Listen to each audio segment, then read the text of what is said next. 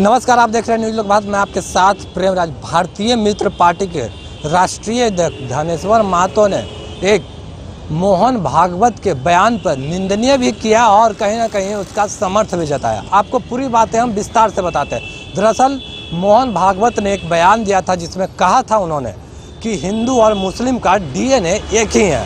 पर धनेश्वर महतो का कहना है कि अगर जो मॉब लिंचिंग होता है, जो कहीं ना कहीं हिंदू और मुस्लिम का विवाद होता है, जो हिंदू को मुसलमानों को विरोध करते हैं हिंदू लोग, वो कहीं ना कहीं हिंदू नहीं हो सकते हैं। पर धनेश्वर महतो का यह भी कहना है कि अगर 5 राज्य में चुनाव है, उस चुनाव के नज़र को देखते हुए उस चुनाव को मुद्दा बनाकर इस बयान को दिया है कि हिंदू और मुस्लिम का डीएनए एक है, तो कहीं ना कहीं इसका वो निंदनीय करते हैं। क्या कुछ कह रहे हैं धनेश्वर महतो, छोड़ जाते हैं हम उन वीडियो के साथ।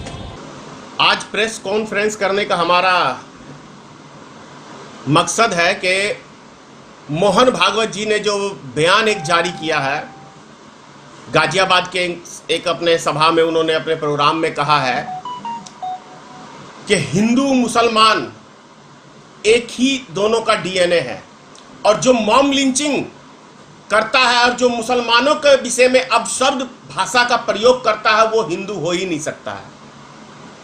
मैं बहुत बहुत धन्यवाद करता हूं इस बयान पे मोहन भागवत जी का। लेकिन यदि ये बयान राजनीतिक से प्रेरित नहीं है तो मैं धन्यवाद करता हूं। और यदि 5 राज्यों का चुनाव जीतने के लिए मोहन भागवत जी का ये बयान है तो मैं घोर निंदा करता हूं ऐसे बयान का। क्योंकि उससे भी बड़ी शर्मनाक बात क्या है कि हमारे समाज को कलंकित करने के लिए हमारे ही समाज के कुछ शैतानी विचारधारा के लोग, आतंकी विचारधारा के लोग भगवा वस्त्र को पहन के और हमारे सनातनी धर्म को बदनाम करने के लिए नरसिंहारंग सरस्वती जैसे व्यक्ति ऐसे भी अभी वर्तमान में एक पैदा हो गया है जो आरएसएस से ही ताल्लुक रखता है और गाजियाबाद का ये रहने वाला है। ऐसी जहर उगलता है कि यदि ऐसे व्यक्तियों का बस चले तो देश के अंदर चौराहे पे हर जगह गांव के अंदर कत्ले आम करा दे। यदि ऐसे व्यक्तियों से हमारे देश को बहुत बड़ा खतरा है, हमारे देश की एकता अखंडता के लिए बहुत बड़ा खतरा है।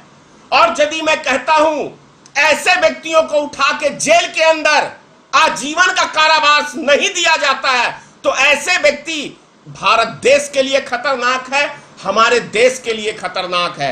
और उससे भी बड़ी बात है कि मोहन भागवत जी आरएसएस के आप प्रमुख हैं और आप ही की आरएसएस की शाखा से नरेंद्र मोदी निकल के आए हैं, योगी आदित्यनाथ निकल के आए हैं, बिहार का एक मंत्री गिरिराज सिंह निकल के आए हैं, एक विधायक है हरिभूषण ठाकुर, वो निकल के आए हैं, और क्या कहते हैं अमित शाह और तमाम तरह की जितने भी आपके भारतीय जनता पार्टी के संगठन में हैं, वो सब एक आरएसएस की शाखा है और उसकी टहनी है। और यदि आप यानी कि जो आपकी ये टहनियां हैं, आपकी शाखा से निकल के सत्ता पे आपने काबिज किया है और वो देश में आग लगाने वाला यदि बयान देते हैं तो क्या आपको अपनी टहनियों को काट नहीं देना चाहिए? ऐसे आरएसएस के जो देश में आग लगाने वाले नेताओं का बयान है, मोदी का भी बयान है, ऐसे मोदी को सत्ता से बेदखल कर देना चाहिए। ऐसे योगी आदित्यनाथ को जो बोलता है कि हम गोरखपुर से ताजिया नहीं उठने देंगे, ऐसे व्यक्ति को सत्ता में रहने का कोई अधिकार नहीं। जो आपके ये नेता आपके आरएसएस से निकल के आए हैं और जो इस तरह का बयान देते हैं, आप इनके ऊपर कौन सी टिप्पणी करेंगे, इसके लिए भारत की जनता इंतजार कर रही है। दूसरी चीज कि यदि यही चीज थी तो कल भी मैंने करोड़ बाग से वीडियो बनाया था और मैंने कहा था कि आखिर नाथूराम गोडसे ने महात्मा गांधी को क्यों गोली मारा, वो भी आरएसएस का ही संगठन का एक व्यक्ति था। तो उससे भी खतरनाक अभी जो पॉइजन उगलने का काम किया जा रहा है बीएसपी के विधायक के मुख से, जब भी वो मुंह खोलता है तो जहर के अलावा कभी एक मीठे स्वर का प्रयोग ही नहीं करता है। यह निंदनीय है। गिरिराज सिंह का जब भी कोई बयान निकलता है तो हिंदू, मुसलमान और पाकिस्तान के अलावा कुछ होता ही नहीं है।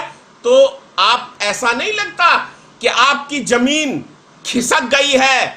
आपके आरएसएस संगठन का एक एक चाल, चरित्र, चेहरा सबके सामने आ गया है। और कहीं ऐसा तो नहीं कि जो महंगाई से पूरे हिंदुस्तान की जनता त्रस्त है, कहीं ऐसा तो नहीं कि पब्लिक का ध्यान उस तरफ आकर्षित करने के लिए और जो 5 राज्यों का चुनाव है उसको जीतने के लिए यह बयान आपका है? यदि ऐसा है तो भारतीय मित्र पार्टी आपके इस बयान का घोर निंदा करते हैं। और यदि वास्तव में आप कुछ करना चाहते हैं तो आरएसएस के जो ये आग लगाऊ वाले आपके चेले चपाटे हैं, उन चेले चपाटों को बोलो कि ये हमारे आरएसएस का संगठन का ये व्यक्ति नहीं है, नहीं है हमारे संगठन का नरेंद्र मोदी, नहीं है हमारे संगठन का योगी आदित्यनाथ, नहीं है हमारे संगठन का गिरिराज सिंह, नहीं है हमारे संगठन का हरिभूषण ठाकुर। इन व्यक्तियों को आप अपनी शाखा से बाहर करो, तब देश की जनता को थोड़ा विश्वास आएगा।